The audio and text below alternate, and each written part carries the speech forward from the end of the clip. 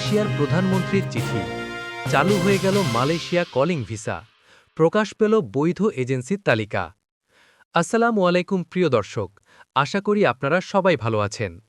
আজকের ভিডিওটি বিশেষভাবে গুরুত্বপূর্ণ তাদের জন্য যারা দীর্ঘদিন ধরে মালয়েশিয়া যাওয়ার অপেক্ষায় ছিলেন, কারণ মালয়েশিয়া কলিং ভিসা নিয়ে আজ সামনে এসেছে একটি বড় আপডেট, যা ইতোমধ্যেই প্রবাস যেতে আগ্রহী মানুষের মধ্যে ব্যাপক আলোচনার সৃষ্টি করেছে।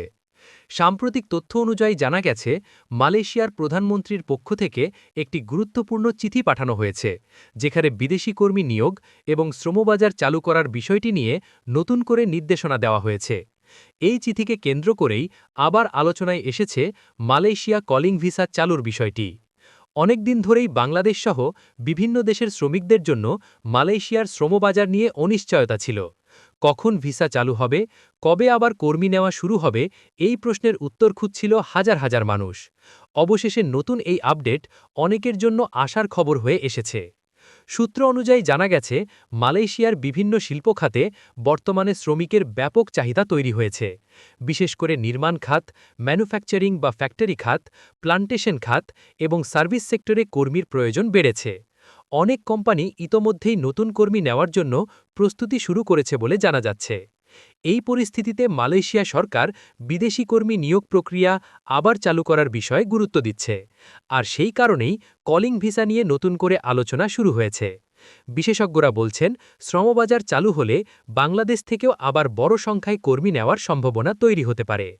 আরেকটি গুরুত্বপূর্ণ বিষয় হল বৈধ রিক্রুটিং এজেন্সি, কারণ বিদেশে কাজ করতে যাওয়ার ক্ষেত্রে বৈধ এজেন্সির মাধ্যমে আবেদন করা সবচেয়ে নিরাপদ পদ্ধতি হিসাবে বিবেচিত হয়। অনেক সময় দেখা যায়, অবৈধ দালাল চক্র মানুষকে ভুল তথ্য দিয়ে বড় অঙ্কের টাকা নিয়ে প্রতারণা করে থাকে। তাই সরকার অনুমোদিত বৈধ এজেন্সির তালিকা জানা খুবই গুরুত্বপূর্ণ।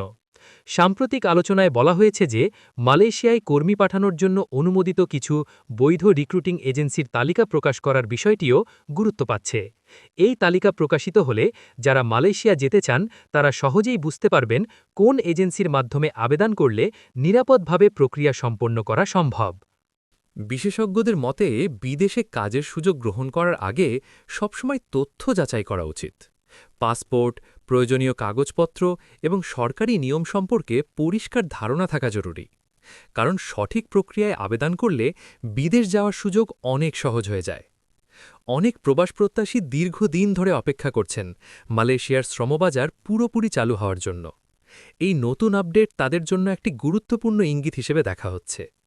যদিও এখনও বিস্তারিত সব তথ্য প্রকাশ করা হয়নি, তবে আশা করা হচ্ছে খুব শিগগিরই আরও পরিষ্কার নির্দেশনা এবং পূর্ণাঙ্গ ঘোষণা সামনে আসবে।